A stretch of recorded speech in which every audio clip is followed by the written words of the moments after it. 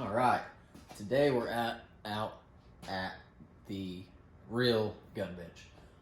So this is my new Dillon 750 I just picked up last week, and I wasn't really going to do a video on it, setting it up and everything, because there's plenty of those, and I'm new to it also, so that's something I had to learn. So it's not something I felt like I would be given adequate instructions on, but I did want to run it a little bit for you. I'm loading up some 9mm, maybe go over a little bit of how setup went and how the Dillon 750 runs. So I just picked it up last week. It took me about an hour and a half, maybe 2 hours. I can't really remember because I did it, here and there when I had the time, and set it up on the bench. Now I thought about getting the inline fabrication mount, which will lift it up, I thought, a little higher than this, and so I thought it was going to be a little bit too tall for me, but actually I might end up getting it because it would bring this more eye level than maybe the handle up here, but so far this works pretty well. This bench is an 8-foot bench. It's just blocked off there because that side's got a bunch of gun parts and stuff scattered all over it. This side's not any cleaner. I just kind of threw it together. During winter and stuff, it gets a little messy out here because I don't use this bench as much as I use my inside one. But I decided to mount it out here because summer's coming, and this being as big as it is, I really didn't want to have it inside. So I'll bring the camera up and show you a few things. So I'll get behind the camera and talk as I go through it. Now, I did get the case feeder with it. This is, like I said, set up for 9mm. I got the 9mm box. You can get them customized, for whatever caliber you want. And what it'll come with is basically it'll come with it's a caliber conversion. So this box comes with it, even though it's empty. But say if I wanted to swap calibers now, I'd put everything back in that box. Your caliber conversions come with, your shell plate. You have the tube here for the case feeder, or even if you don't have the case feeder, the actual tube that goes on that you drop cases in. There's another piece down inside here, which I'll show you, that the case drops into. And then, let's see, you have these little buttons. Oh, can't see them. Yeah, these little buttons that are on those just pop out, and those are all different calibers. So when I go to switch this to 38 special or 357, I'll have to do that. So I spent a lot of money. I bought that Smith & Wesson R8, so I wasn't able to trick it out as much as I wanted. I did want to get the roller handle for it, but I didn't. But it's the old ball handle works fine. I mean, you're looking about $649 is the cheapest you're going to find it, as far as I know. I got mine from Bobcat Armament up in Shelbyville, Indiana. They're a Dillon distributor, and I highly recommend them. Even if you're ordering stuff offline, they have a great system, great owners, and they'll get it out to you quick. So I'll show you a few features of it. I didn't own a 650 before, so I can't speak to it. But of course, like I said, we have the case feeder, and the case feeder, it's got the 9mm plate in it. That case feeder will work for all your calibers, as far as I know. But you just have to get different shell plates for the inside of it. So I'll try to, without showing too much. You can see down in there, you see the shell plate, that gray plate. You just get those for different calibers, and so you can use that for multiple different calibers. I didn't want a bullet feeder. I didn't want to take all the process away, and plus I really couldn't afford it. I didn't want to pay for it. I felt like loading a bullet on there still gives me some movement with it, or some interaction with the press besides just pulling the handle. So I wanted to go that route, and I don't ever see me getting one, to be honest. It's, I don't, if I was loading tens of thousands of rounds, maybe, but I'm just loading thousands. So right here, I've got it, like I said, set up for 9mm, so I have some tight group in there. You have your primer system here. So this is, you're going to drop your primers down into here. So I might go in a little bit more in depth than this because some of the videos didn't explain it very well. I'm trying to move the tripod around as I do it. So this here, this is your primer tube, and inside is another tube of different diameter. So if I wanted to switch it out to handle large pistol primers, I'd put in the large tube, and then you have pickup tubes. And I bought extra ones, and these hold the primer, so you pick up 100, 150, however many these hold, into here, and then you put this on top, pull the pin, and all the primers fall down inside that inner tube. So that's different. That's something I didn't know. I thought you just stuck individual tubes down in there, kind of like, you know, most presses. Presses. So that's nice. You can have, you know, 500 rounds loaded in tubes and just keep cranking them out. Drop in another 150 whenever. This rod, so you see this rod just sits in there freely, and it's sitting on top of the primers. And as you use the primers, it goes down, and eventually this here, which I have a weight on top of it to help it push down because my rod was a little bent, so it didn't move as freely. So that's a suggestion I got off the Dillon Reloaders group on Facebook. But I did email Dillon, and they got one out right on the way. That's their awesome warranty. But anyways, it'll come down as the primers get low, and once it gets down to having 3 or 4 primers in the magazine tube, that weight will push this button down, and it'll give that audible beep. So that comes with the press standard. One thing you do need to know about the 750 is it is expensive to run, at least to me. I mean, some people it's not. They blow thousands on these, but to change out calibers, you can do it with just a caliber conversion, which is going to cost you about $90 for whatever caliber you want. But that's going to include your shell plate. With that, if you wanted to just pay $90, maybe the case feeder collet, which is another 30 or 40, I can't remember, you'd have to swap out all your dies individually every time and put them back in this new holder. Swap your powder measure over to whatever powder you would like. So that's the cheaper way. The expensive way, which is roughly $200 without dies, which is the way I'm going to do it, because setting this up, as although it was easy, I don't want to do it again. I don't want to lose all my settings, because this is set up to load my 115 grain Hornet ACAP, my 9mm load. So if I wanted to do that, I'll purchase the caliber conversion for whatever caliber I want. I'll purchase the new shell plate here. Not shell plate, but the can't even think of what they call it offhand. But this whole piece comes out. I'll show you in a second. And all new powder measure, and I'd have that set up for just whatever caliber. So if I wanted to do that, like I'm saying, so this down here comes loose. I'm just going to lift up I'm going to pop this out. I'm going to pull the rod out here.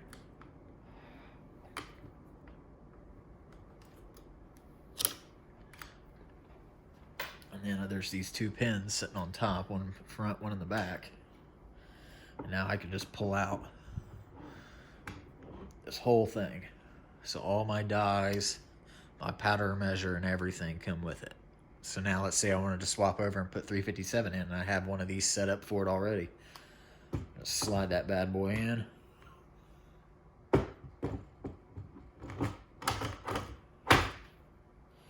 Pin it. If I was going to 357, I wouldn't have to change out my caliber or my primer system. And I just swap out the shell plate down here and the buttons, and should be good to go. So that's the quick, easy way to do it. You can probably do it in like 5 minutes compared to maybe 30, and then you're just asking for a headache, switching your dies out every time, getting them set up again. It's just, you know, there's a way to do it. It's just not the way I want to do it. I'd rather do it the easy way. Just do it all.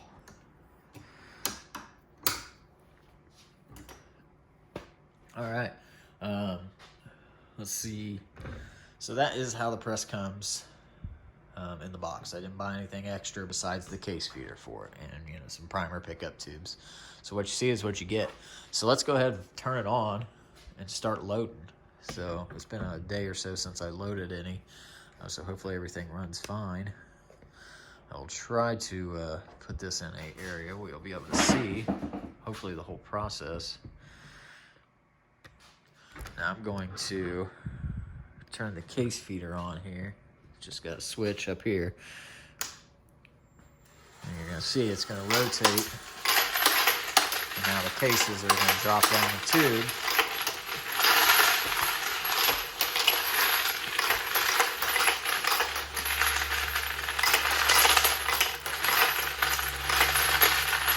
Once it gets to up here, at a certain point, it's going to stop. And as I reload, it's going to drop more cases down there. So the Dillons are set up to first station over here, because this is your D prime in size. Which I wasn't tight because all these are D primed already. I had them offloaded off the single stage. Next is your flaring die and your powder drop. Next is a open die that you can use for a powder check.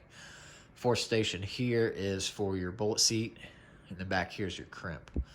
Now I have only had one problem with this, very surprisingly, because I have owned a Hornady lock and load AP, and I just couldn't get it to run right. Now, it's not a jab at Hornady. They make good stuff, and I know people that's run tens of thousands of rounds through their AP without, that many problems, but I just couldn't get it to run properly. I was sick of messing with it, so I ended up selling it or trading it for something. The only problem I've had, everything has went super simple to set up, is, I'll try to get it here, but without, let's go this way. Doop, doop, doop. If you look in here, right here, this is where a case goes up and where it bells the case. So it goes up over that, it bells the case. While it's pushing it up, it drops the powder. So you'll see when I'm loading that it sticks on my upstroke coming out of there because it gets stuck on that flare, or that flaring die. And it does that because unknown to me, I didn't know you really shouldn't use stainless tumblers because it gets them almost too clean. And what it's doing is taking any natural coating off there. So as it goes up, it sticks on there more. So I did lube the cases because I already had them cleaned in stainless, but I probably will go back to dry tumbling. Even before this, I thought I was going to anyways because I just don't. The process is kind of a pain in the ass. And the only reason I did it in the first place was to get clean primer pockets when I was loading single stage. But since I'm priming off the system now, I won't have that opportunity. I'm not going to deprime 1,000 cases, clean them, and then load them into the progressive. I'm just not going to do that. So that's the only problem I've had, and that's not a problem. They knew about it, and that was another thing I learned. Doing a little bit more research into the Dillon. So we'll go ahead and start firing it up. Hopefully everything goes smooth. Hopefully you'll be able to see everything. I'll kind of walk you through as we're going on here. So I'm gonna go ahead and pull the handle down. Gonna drop one case over there. All right, now I'm just gonna push it forward. It's gonna seat the case into the shell holder. I'm just gonna go back up, which right now it would be depriming. I'm going to go back, and now as I go around, I'm going to push forward again, which is going to seat this case, but it's also pushing the primer up and seating the primer. And now I'm going to pull the handle. Now it's dropped the powder. I'm going to come back down, push the new case on, seat the primer, nothing at this point. One thing I am going to do, I'm going to pull that out, make sure. I'm going to test the case, or test the powder drop just in case. Make sure it's right where I need it to be, which looks like it is.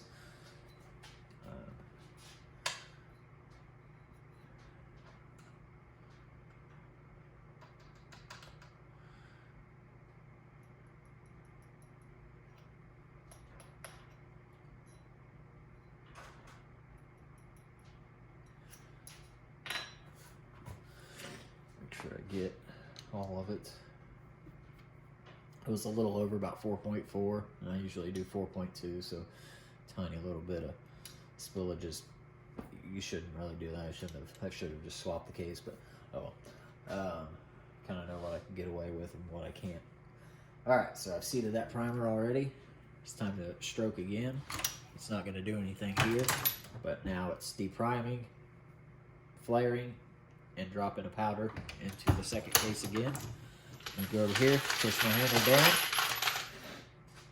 Now this is where I'm going to drop my bullet on. I'm going to raise it up. It's going to seat the bullet. It's doing everything all at the same time. Do it again. Fine. It's going to go to the last stage now. Crimp that first round. Push down. And now we got our first round out. Crimped. That's a 115 grain Hornady HAP half round, which is 4.2 grains of tight group. Probably my favorite load for 9mm. So now you've seen the process in slow-mo. Let's move it a little quicker here. See, that's what I get not paying attention. Sometimes I've seen it wants to, if I don't push it all the way on, it doesn't line up with the die all the way. So every once in a while, I have to push it and just make sure it goes up into the priming die or depriming die.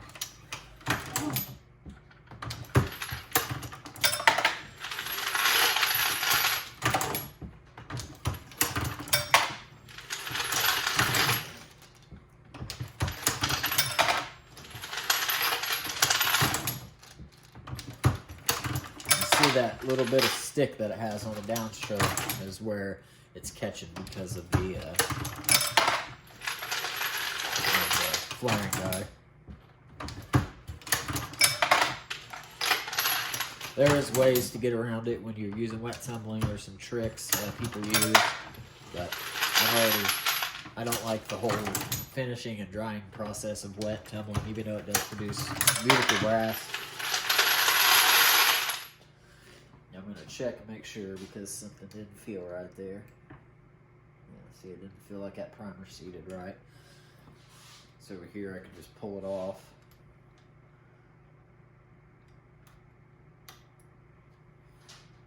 Have a look. Looks like it went in crooked, which that's the first time I've seen that. So I'm just going to drop that round on the floor. I'm going to skip that round. Push my case in and just keep going.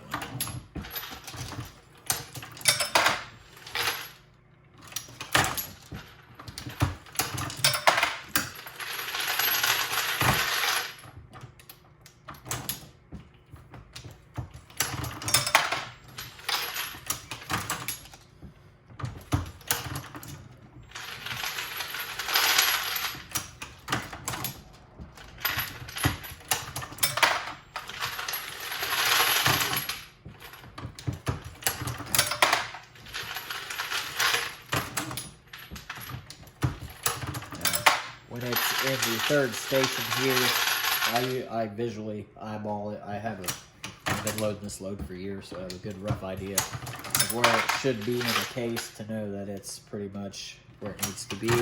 I can easily tell a double charge, which is almost impossible with this machine. But like I said, I'm not an expert on these. This is my first one, and I only have about 250 rounds through it altogether. So I'm